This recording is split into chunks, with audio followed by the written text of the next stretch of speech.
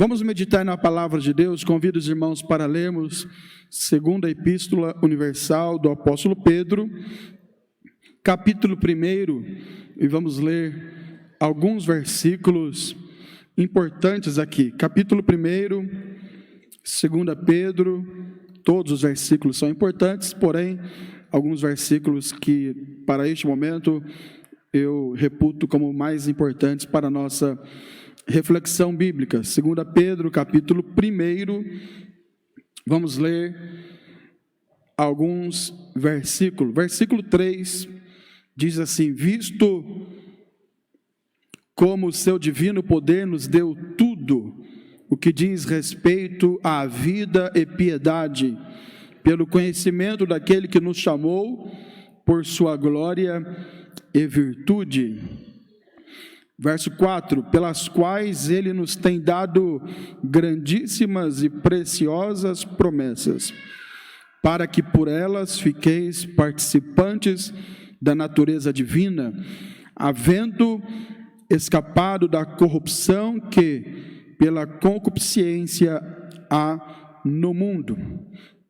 Verso 5, e vós também, pondo nisto mesmo toda a diligência, acrescentai à vossa fé a virtude, e à virtude a ciência, e à ciência a temperança, e à temperança a paciência, e à paciência a piedade, e à piedade a fraternidade, e à fraternidade o amor. Verso 10 agora. Portanto, irmãos, procurar fazer cada vez mais firme a vossa vocação e eleição, porque fazendo isto nunca jamais tropeçareis. Verso 11, porque assim vos será amplamente concedida a entrada no reino eterno de nosso Senhor e Salvador Jesus Cristo. Amém.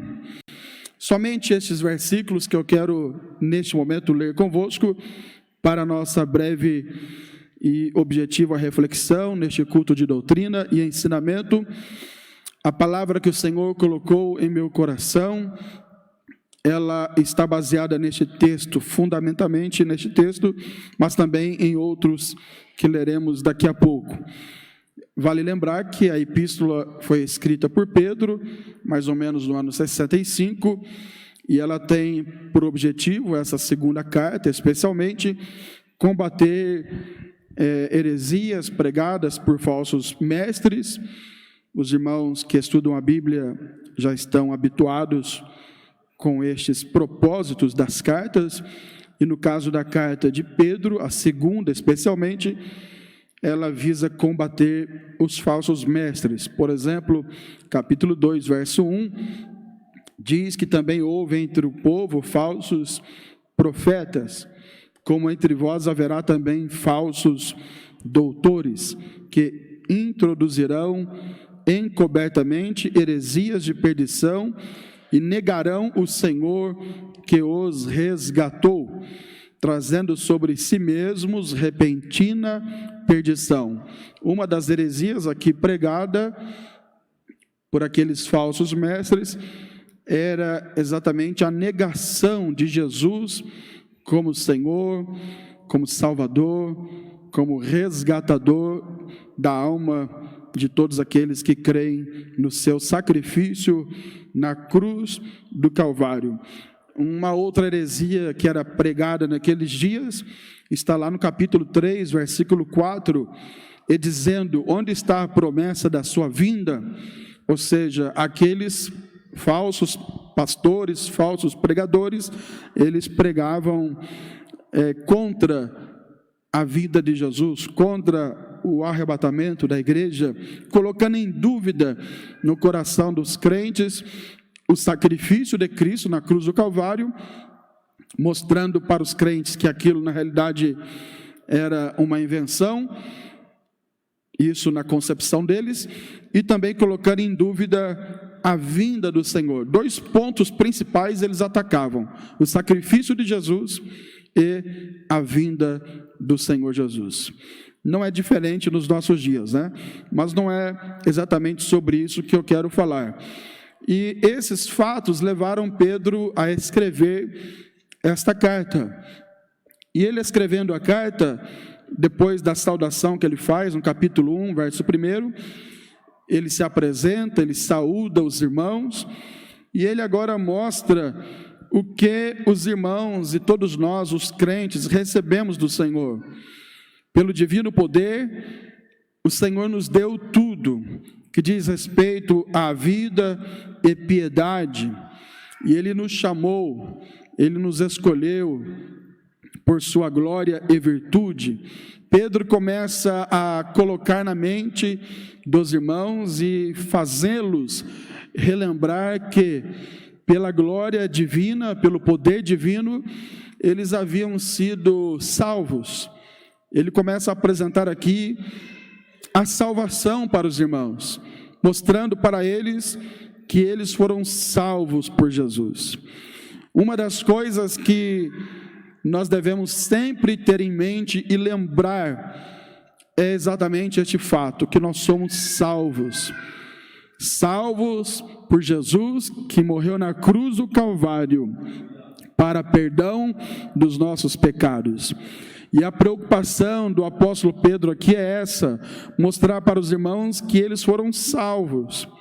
E como salvos do mundo, da corrupção, que ele diz aqui, que eles haviam escapado da corrupção, que pela concupiscência há no mundo, ou seja, eles foram tirados de todo o sistema pecaminoso que há no mundo e agora estavam participando da natureza divina. Paulo fala muito disso, né?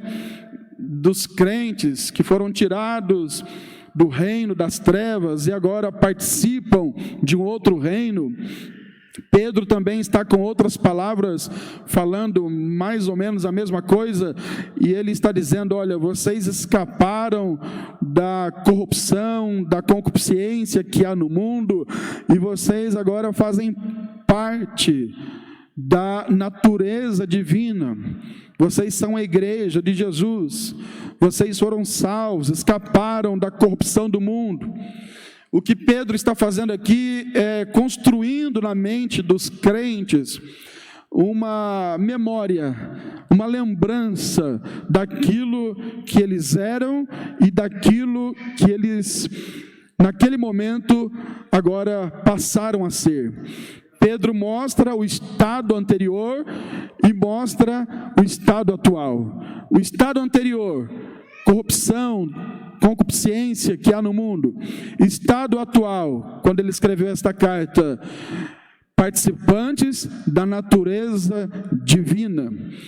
Esse fato aqui, ele também se aplica a nós, que somos crentes. Nós, outrora, participávamos de toda a corrupção que há no mundo, mas agora, ainda pecadores, porém pecadores redimidos, resgatados, perdoados, libertos, nós somos participantes da natureza divina. Essa bênção, ela precisa estar bem posta no nosso coração, na nossa mente, de forma tal que nos alegre, que a gente fique feliz, que a gente fique contente pelo fato de nós sermos salvos, pelo fato de nós sermos participantes da natureza divina. É bom a gente ressaltar esse ponto, porque às vezes o tempo vai passando e a gente vai olhando só para outras coisas. Olha, está faltando dinheiro, está faltando emprego, está faltando saúde para alguns, está faltando tais e tais coisas que são efêmeras, passageiras, terrenais. Porém, nesta noite o Espírito Santo nos lembra uma vez mais que o principal nós temos, que é a salvação da nossa alma. Isso ninguém pode tirar. Isso a pandemia não tira, o fracasso econômico não tira, nada tira este direito, esta bênção que nós recebemos, que é a salvação da nossa alma. Isso deve nos alegrar. E por essa razão, e aqui que reside a minha palavra com os irmãos nesta noite, Pedro então dá alguns conselhos para os irmãos. Exatamente por vocês serem salvos, vocês precisam ter algumas atitudes. Porque aqui eu quero até fazer um comentário. Alguns pregam, e não há aqui nenhuma palavra de desrespeito a estes, mas apenas não concordamos com esse pensamento. Alguns pregam que uma vez salvo, salvo para sempre. Mas nós não acreditamos assim. Se você entrar lá no site da nossa igreja, iadbir.com, e for lá no ícone igreja, e você for lá no nosso credo, ou em que cremos, ou a declaração de fé, clica lá, tem um livro lá, de mais de 150 páginas, que você pode ler e estudar sobre as nossas crenças fundamentais, a nossa fé. E lá a partir da página 60, 63, você encontra sobre a salvação.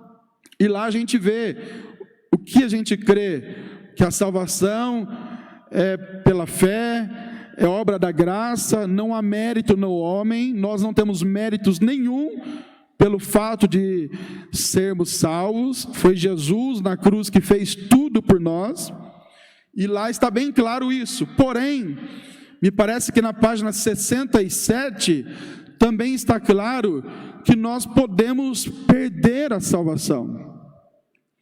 Também está claro que apesar da salvação não ser um mérito nosso, é um mérito de Cristo, único e exclusivamente mérito de Cristo, pelo seu sacrifício na cruz do Calvário, isso é bem claro, é pacífico entre nós.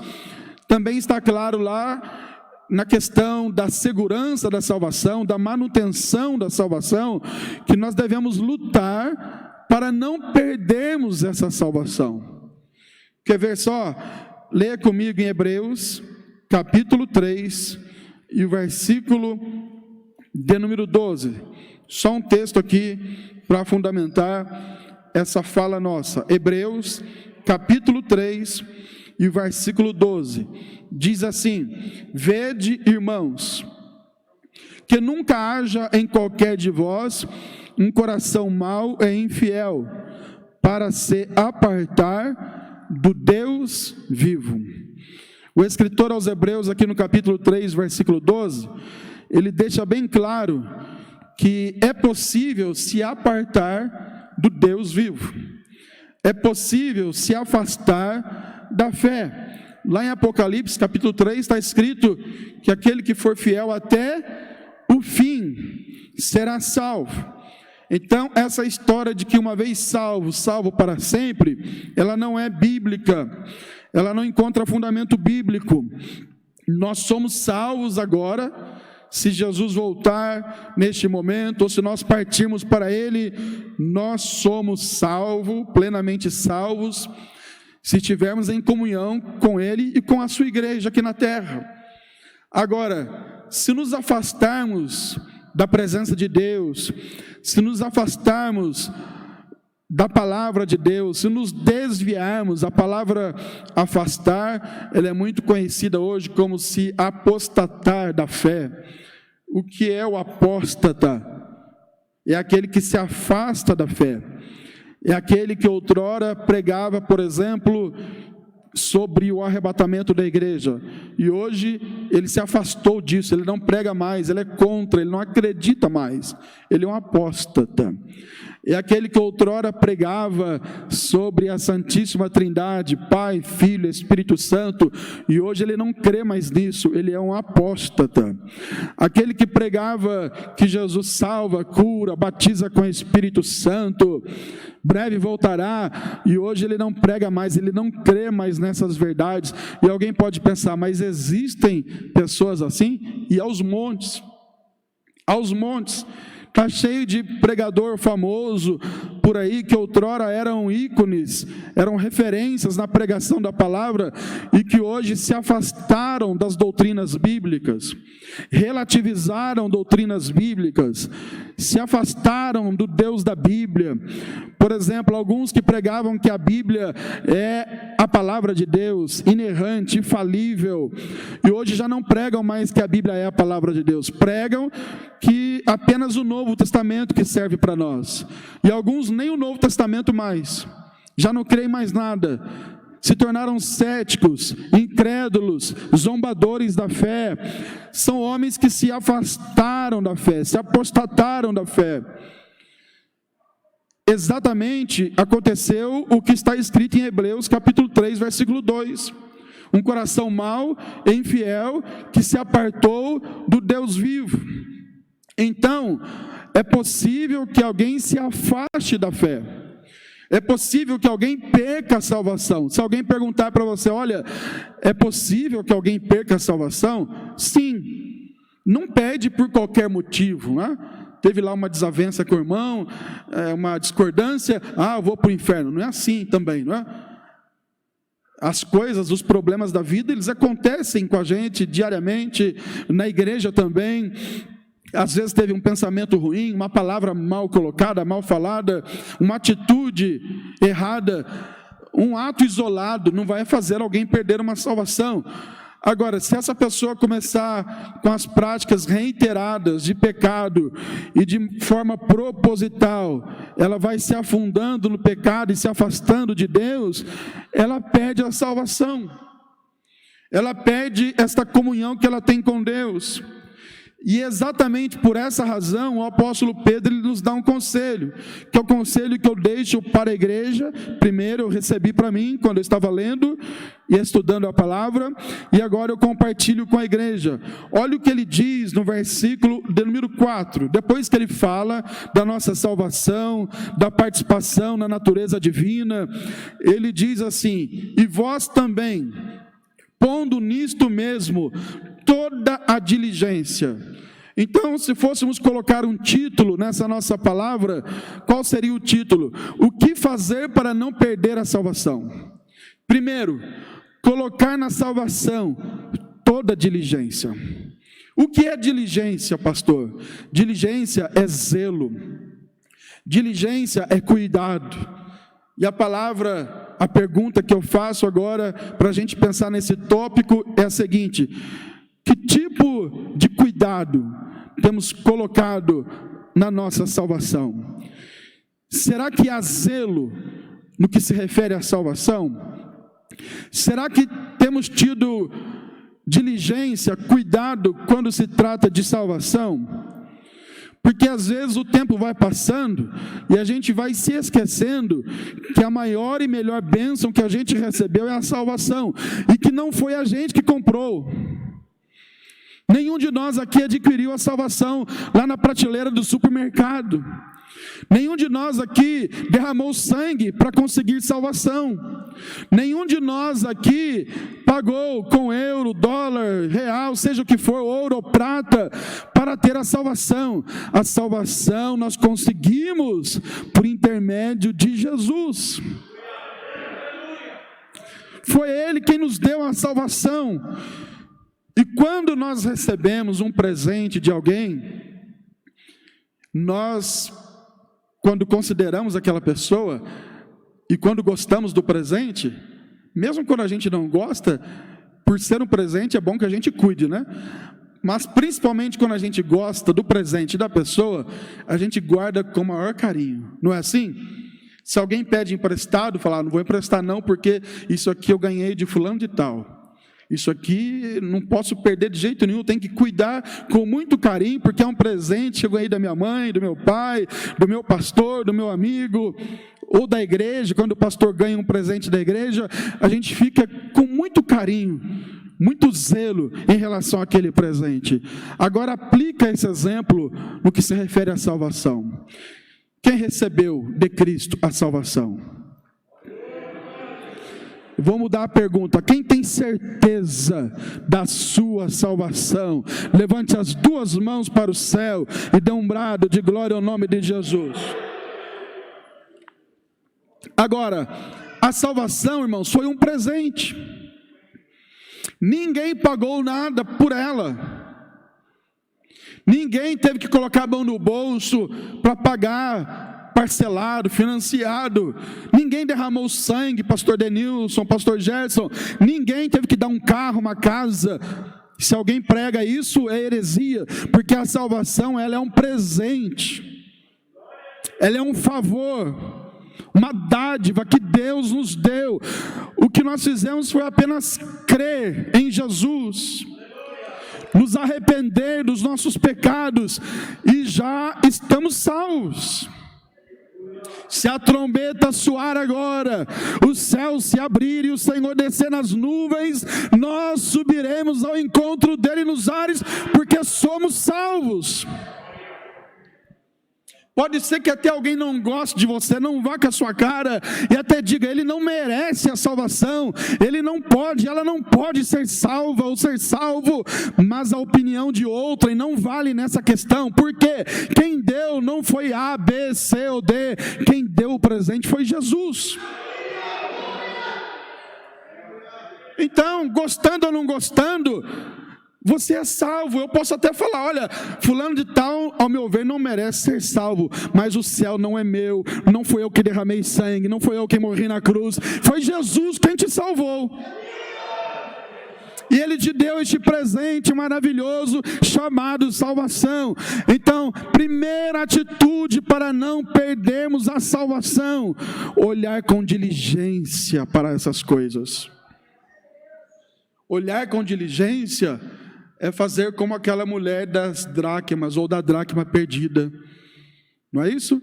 Ela acendeu a luz, pegou lá a vassoura e varreu a casa, e foi com detalhe, com cuidado, até achar aquela dracma perdida.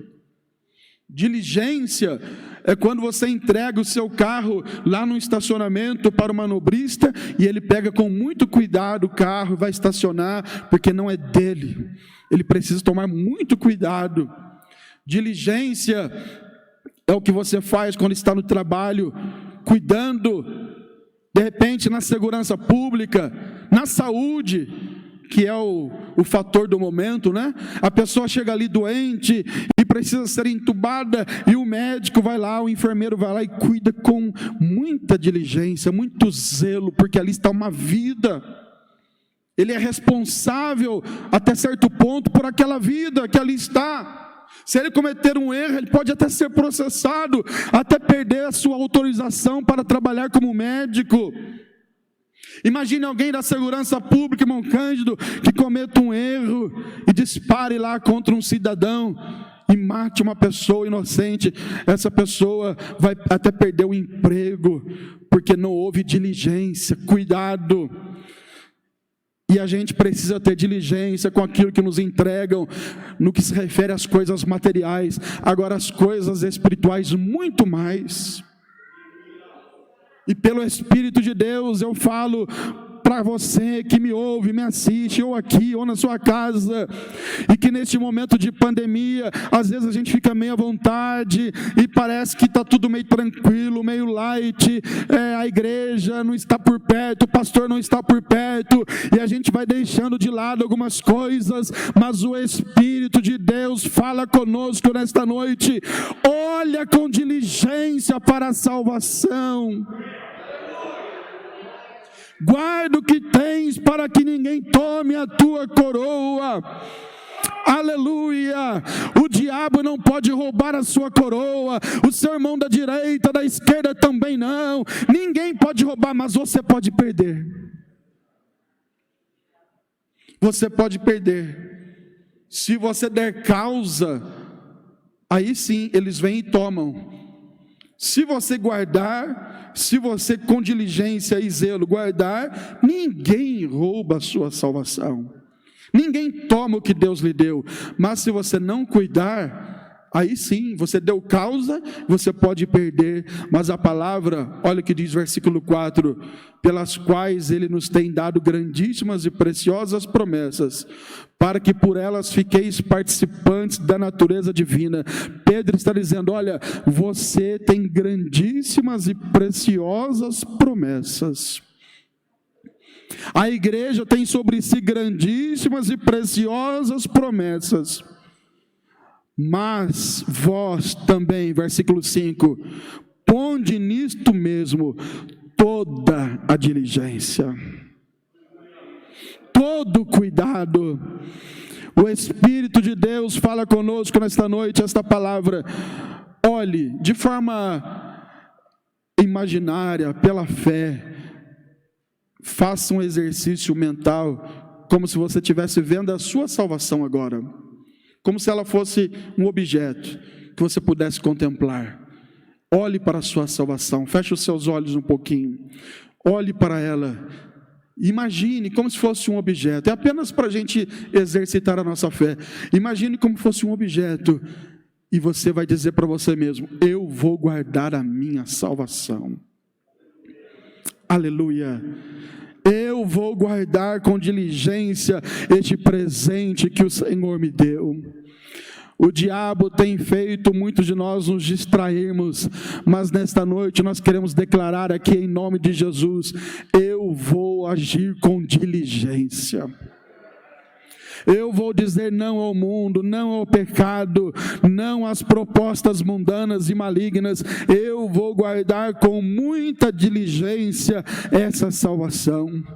Quando o diabo chegar e lhe oferecer algo que aparentemente até inofensivo, não vai lhe fazer tanto mal, você vai lembrar: não, eu tenho algo para proteger, é a minha salvação. Agora escute bem, essa proteção, ela é de forma individual. Eu não consigo guardar a sua salvação, Denilson, e nem você a minha. Eu não consigo, irmão Ademir, guardar a sua, e digo mais, nem a sua esposa guarda a sua. Lá em Ezequiel diz sobre a responsabilidade pessoal, e parece que é o capítulo 18, cada um é responsável pelos seus pecados. A alma que pecar, diz a Bíblia, me parece que é o capítulo 18 de Ezequiel, essa morrerá. O que eu posso fazer é orar pela minha esposa, orar pelas minhas filhas, elas orarem por mim, mas eu não posso guardar a salvação da minha esposa. Eu não posso guardar a salvação das minhas filhas. Eu não posso guardar a salvação dos meus amigos. É cada um. É você que tem que guardar a sua salvação. Por mais que o pastor lhe ajude, por mais que o dirigente da congregação lhe ajude, pregando, orando, intercedendo, visitando, aconselhando, quem guarda a sua salvação é você. Aleluia. Agora a pergunta que eu faço: qual a intensidade do desejo do seu coração em guardar o que Deus lhe deu? Qual a intensidade do desejo do seu coração de proteger essa salvação que Deus lhe deu? Há desejo no seu coração? Há vontade, há disposição em guardar? Se há, diga amém. Se há, diga comigo: eu vou guardar, eu vou proteger, eu vou ser mais diligente. Quando a voz do inimigo chegar nos meus ouvidos, eu vou repreender e vou dizer: não, aqui não, Satanás, eu tenho um compromisso com Jesus.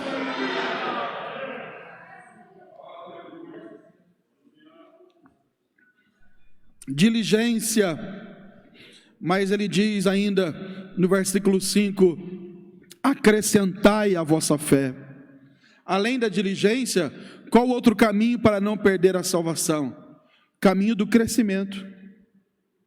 Primeiro caminho é a diligência, para não perder a salvação. Segundo caminho, caminho do crescimento. Pedro diz assim: acrescentai a vossa fé. O aqui é craseado, significa acrescentai para a vossa fé. Ou seja, a pessoa aceita Jesus e ela tem agora aquela fé basilar, fundamental. Ela não sabe muita coisa de evangelho, mas ela já creu em Jesus, já se arrependeu, ela está salva. Aí muitos se acomodam por ali mesmo e levam uma vida, irmão João, superficial, sem raízes. Aí vem a pandemia, vem as dificuldades, vem a luta. Você pergunta: cadê o fulano de tal? Cadê tal irmão, tal irmã? Ele se perdeu. Por quê? ele apenas viveu aquela fé superficial, aquela fé da emoção, aquela fé do primeiro amor, que não podemos perder, mas não podemos ficar somente nela. Que é aquela fé que você vem no culto, até pula, até grita, bate palma, e chora, e canta, e dança, e tudo isso é bom. No movimento pentecostal a gente aceita isso, dentro dos limites da palavra de Deus, tudo isso é maravilhoso, só que é algo apenas da emoção. É como aquela casa que o Senhor Jesus falou, que o homem que escuta as suas palavras e não guarda, é semelhante àquele homem que construiu uma casa sobre a areia. Não tem raízes, não tem fundamento, não tem base. E o que escuta as palavras do Senhor e guarda e pratica, ele é semelhante ao homem que construiu uma casa igual a outra, porém na pedra. A casa é igual, o que é diferente é o alicerce. Uma é sobre a areia, a outra é sobre a pedra. A que estava sobre a areia, diz a Bíblia, veio a chuva, veio o vento, a tempestade e levou embora aquela casa, porque não tinha raiz, não tinha fundamentos. Aquela outra que estava sobre a pedra, veio a mesma tempestade, o mesmo vento, mas ela não caiu, porque tinha raízes. E alguns aceitam a fé e ficam naquela fé superficial, apenas do glória a Deus, do aleluia, do chorar, do emocionar. É a fé do movimento das águas do tanque. É aquele crente lá de João capítulo 5, lembra do paralítico que estava esperando o quê? O anjo descer e de tempo em tempo movimentar as águas.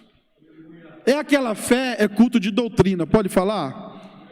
Aquela fé assim, pastor, quando tem campanha na igreja? Pastor, quando vai ter o congresso? Pastor, traz fulano aquele lá, uma bênção, hein? Traz Beltrano aquele lá, olha, quando ele vem a igreja fica avivada. Não, irmão, a igreja não fica avivada numa noite. Avivamento é uma coisa contínua.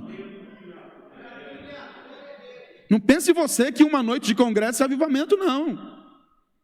Não se engane que uma noite de festa, de campanha é avivamento. Pode ser o início de um avivamento, ou o desenrolar de um avivamento, mas um dia de festa com multidão, com pregador, não é avivamento, é apenas um movimento.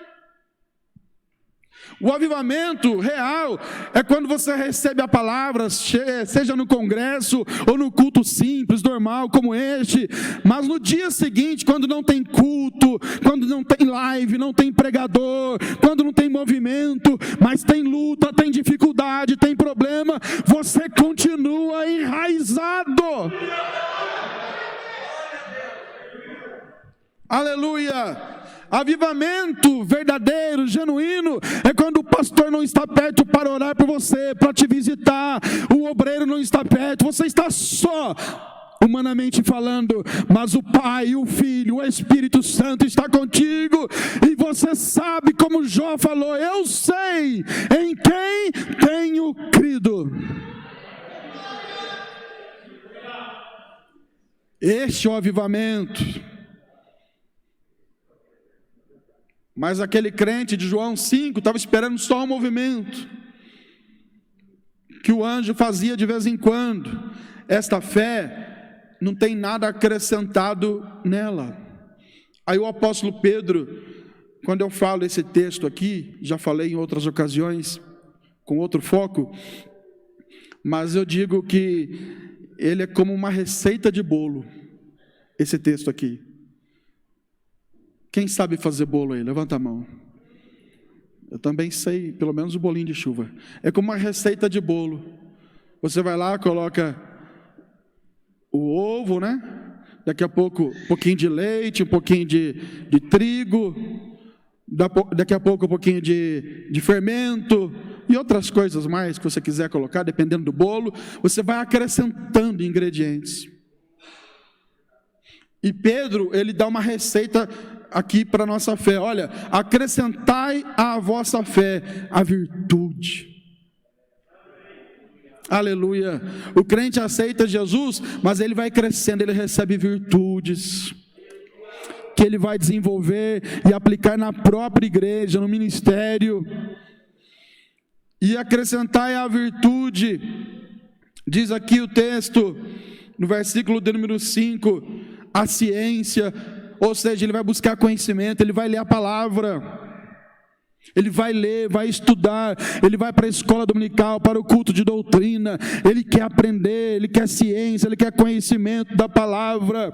Acrescentai a virtude, a ciência, e a ciência, diz o texto, a temperança, o domínio próprio. Ele vai se tornando um crente maduro, não é aquele crente que qualquer coisinha já se queima e quer sair da igreja, quer sair do ministério, não, ele é um crente maduro na fé, temperante. Alguém vem para ele e fala: olha, você viu o que aconteceu com o irmão fulano? Não quero nem saber, eu estou na minha fé aqui, estou na minha caminhada aqui, eu estou indo para o céu. Aleluia. Quem está caminhando para o céu, levante as mãos e glorifique a Jesus. A temperança, a paciência.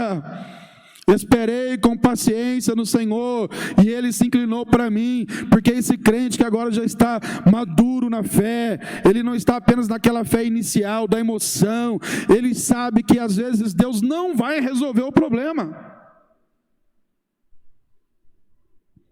Porque no início da fé parece que as mensagens são todas essas, né? Deus vai resolver o seu problema, Deus vai resolver o seu problema. E a impressão é que dá aqui na igreja vai ser tudo mil maravilhas. Mas o crente que vai crescendo na fé, ele aprende a ter paciência. E por que paciência?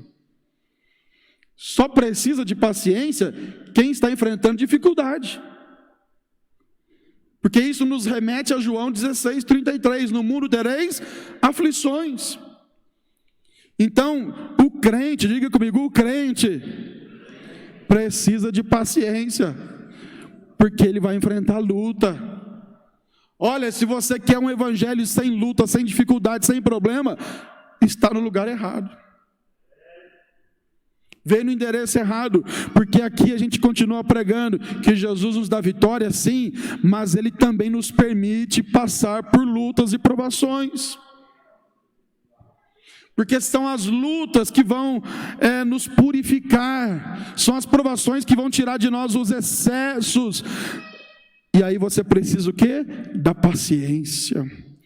E eu me dirijo a você agora, querido irmão, querida irmã, que está na luta, está na prova, tenha paciência. Jesus está contigo. Principalmente obreiros, hoje é culto de doutrina. Obreiros sem paciência, irmãos, é um desastre. Porque às vezes ele está sendo provado em pequenos detalhes, mas ele perde a paciência e perde a bênção. Pequenos detalhes ele está sendo provado. Às vezes o pastor fala: vamos provar nesse detalhe aqui. Ele logo perde a paciência, fala: não serve, tem que esperar mais um pouco. Não é? Ainda está cru o bolo, dá uma olhadinha no forno assim, não, tem que esperar mais um pouco, deixa chegar no ponto, ainda está muito cru, então precisa ter paciência, e eu peço muito a Deus essa paciência, porque não é fácil não, principalmente quem lidera, quem trabalha com o povo, com gente, não é fácil ter paciência, mas o Deus que dá a paciência está aqui. Eu quero até perguntar, quem quer paciência? Levanta a mão.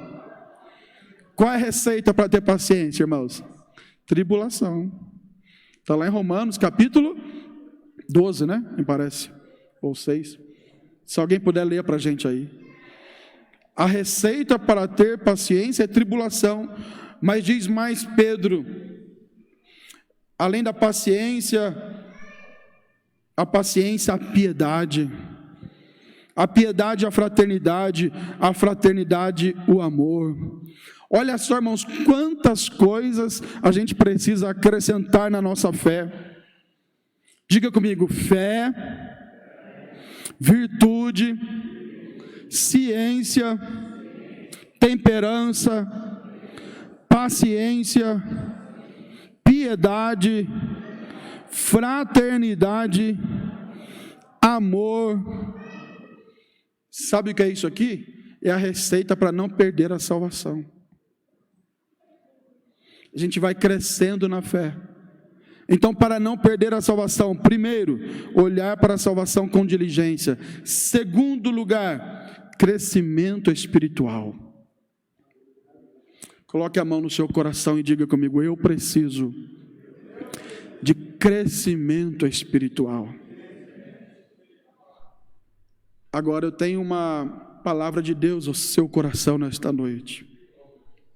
Crescer dói. Ninguém cresce sem dor. Vamos falar fisicamente? Se a pessoa precisa de força muscular, o que faz ela ter força muscular, crescimento muscular, é o quê? É o esforço. Se ela ficar sem esforço nenhum, pode perceber uma pessoa que sofre um acidente e fica lá numa cadeira de roda um tempo, daqui a pouco a perna diminui. Se o problema foi na perna, né? A perna diminui, o braço diminui, vai ficando atrofiado. A pessoa que está há muitos anos numa cadeira de roda, os seus membros são atrofiados, eles diminuem. E o que é que faz aquelas pessoas ficarem tão fortes, né? Aqueles fisiculturistas que fala, né? Que disputam até aqueles corpos fortes e musculosos. O que faz ficar daquele jeito lá? Como que fica daquele jeito? Exercício. E exercício é algo prazeroso que traz dor ou não traz dor? O que vocês acham? Quem acha que traz dor, diga amém. Quer ver um exemplo? Na pandemia alguém ganhou uns pezinhos aí, né? Eu também. Se for perder esse peso depois, você vai ter que caminhar e caminhar bastante, viu, João? O João já até encolheu a barriga ali. Vai ter que caminhar e caminhar bastante. E no primeiro dia, irmãos, parece que você levou uma surra. É assim ou não é? Você até diz: não vai dar, não vou conseguir, vou morrer, estou sem ar, acho que estou tendo um infarto. Meu Deus. Parece que levou uma surra, está morrendo. Hoje eu vi isso, eu estou falando porque eu vi isso. Cheguei em casa agora à tarde, não vou falar não, mas só tem duas opções, né? E vi alguém ali quase morrendo. O que está acontecendo? Estou cansada. Não é? Por quê? Requer sacrifício, dor. Na vida espiritual não é diferente. Só cresce espiritualmente quem passa pela dor. Só cresce espiritualmente quem enfrenta a dor da traição, da ingratidão, da frustração e outras dores. Mas tem um detalhe: quando você cresce espiritualmente e alcança uma maturidade espiritual, aí você dificilmente vai voltar para o Egito. Aleluia. Dificilmente, Modemir, vai voltar para a velha vida, porque vem a luta, vem a dificuldade, e entra e sai pastor, e sai líder, e entra líder, e você diz: não, eu estou firmado em Jesus. Quem está com a sua fé em Jesus, levante as mãos e dê um glória ao nome do Senhor. E por último, que a hora já foi.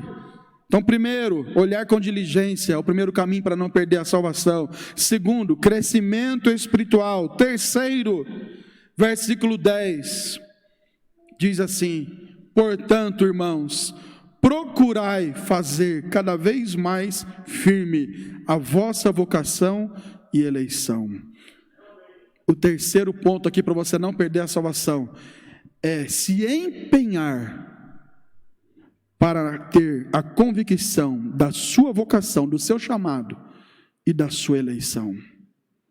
A palavra aqui, versículo 10, dizendo: procurai fazer cada vez mais firme a vossa vocação e eleição, quer dizer o seguinte: você, crente, tem que se empenhar.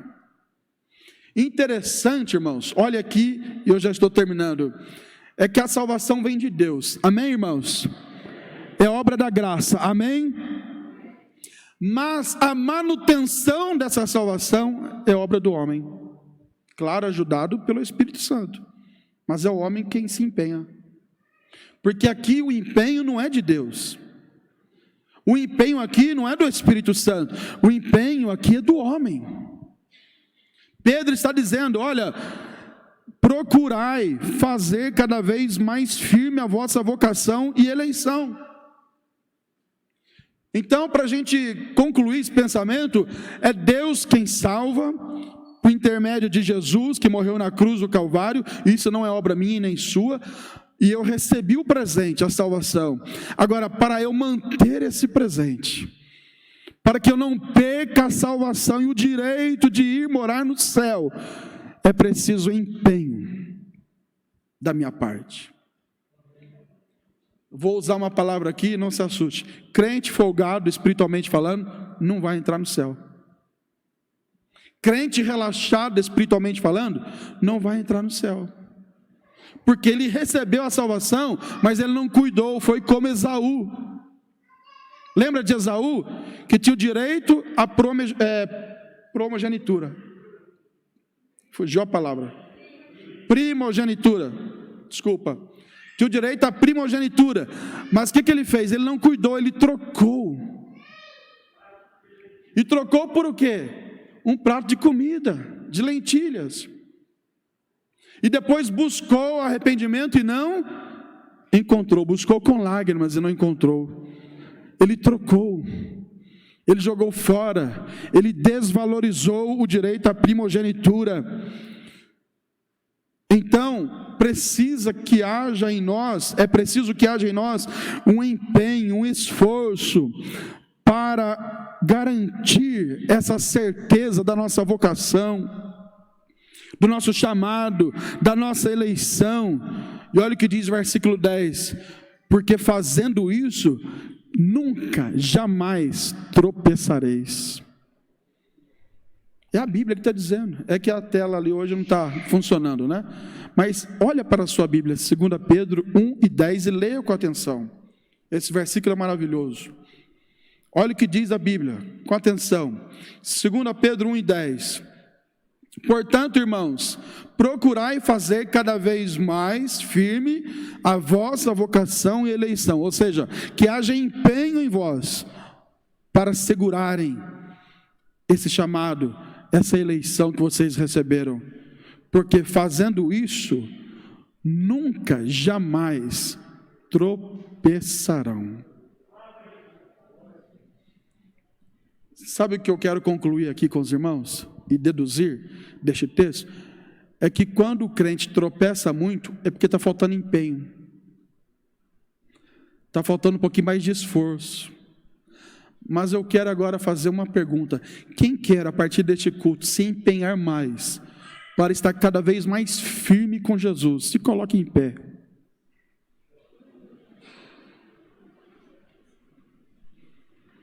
Não adianta, nós vamos orar agora, mas escute bem, não adianta transferir, olha, a culpa é do fulano, a culpa é do presbítero, é do pastor, é da irmã, é do irmão.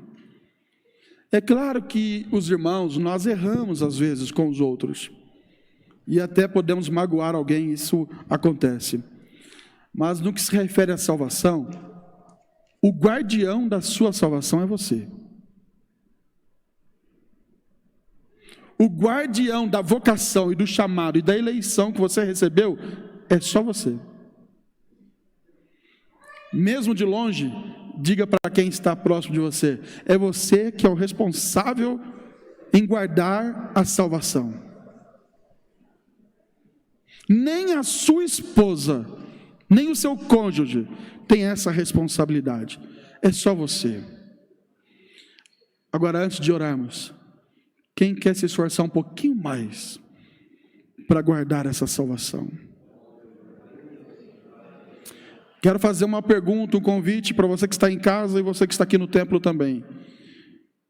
Você que quer dar um passo a mais, no sentido de estar mais perto de Deus, e precisa de ajuda, de oração, para conseguir cumprir isso que está na palavra de Deus. Não dá para vir muito aqui perto, né? Mas você pode vir no corredor, do meio, aqui na lateral. Nós vamos orar por você. E você na sua casa, pode colocar o seu nome aí no Facebook, no YouTube. Falar, eu preciso de ajuda, eu preciso de oração.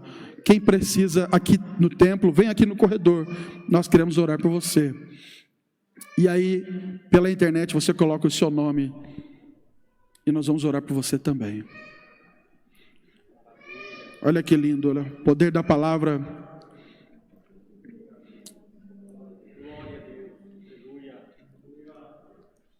A pandemia talvez tenha esfriado alguns. Mas não é a pandemia, não vamos culpar a pandemia. A pandemia foi apenas um meio, não é? Que revelou o que já estava no coração de alguns. Mas eu quero declarar, nós que estamos aqui, você que está na sua casa, nós vamos nos esforçar ainda mais. Nós vamos ser mais crentes agora. Nós vamos buscar mais a Deus agora. Nós vamos buscar mais ainda a convicção do nosso chamado, da nossa eleição, e nós vamos melhorar cada vez mais a nossa vida espiritual. Se isso é verdade, curve a sua cabeça agora e comece a buscar o Senhor em oração. Vou pedir para os pastores que estão aqui levantarem as mãos e dirigirem para lá e orarem por esses irmãos, enquanto nós oramos aqui no microfone. Senhor, nosso Deus e nosso Pai Celestial, na Tua presença nós estamos reunidos, e depois de falarmos aqui a Tua palavra, nós agradecemos a Ti, Senhor, pela vida destes Teus servos que vieram aqui à frente, aos corredores, precisando de uma ajuda espiritual, precisando de oração, e nós colocamos diante de Ti agora a vida de cada um deles, estes que estão também pelas suas casas, na internet, lá no Facebook, no YouTube, e precisam da Tua ajuda, da Tua graça. Senhor, estenda as Tuas mãos, renova, ó Deus, reaviva, desperta, ó Deus, que o Teu Espírito Santo venha agir através da Tua palavra na vida dos Teus filhos. Meu Pai bendito e santo, nos ajuda a nos mantermos fiéis até o fim. Nos ajuda, Senhor, a nos mantermos na Tua presença, sem olharmos nem para a direita e nem para a esquerda, confiando apenas em Ti, Jesus. E sabendo que o Senhor é aquele que nos ajuda nas horas difíceis, e que o Senhor está conosco para nos garantir a vitória. Nós declaramos, ó Pai, que toda obra do maligno seja desfeita, toda a intenção satânica de parar a caminhada do Teu filho, da Tua filha, sejam desfeitos agora, que todo laço do maligno seja quebrado, aleluia, que todo projeto maligno para parar a caminhada da Tua igreja seja agora destruído pelo poder que há no Teu nome, Senhor. Opera maravilhas, reaviva, renova, restaura, é o nosso pedido, é a nossa oração, em nome de Jesus, amém. Levante as duas mãos bem alto, diga comigo: eu vou olhar com mais diligência para a minha salvação, vou crescer na fé, e vou me empenhar cada vez mais para guardar o que o Senhor tem me dado. Quantos estão felizes? Dão glória ao nome de Jesus.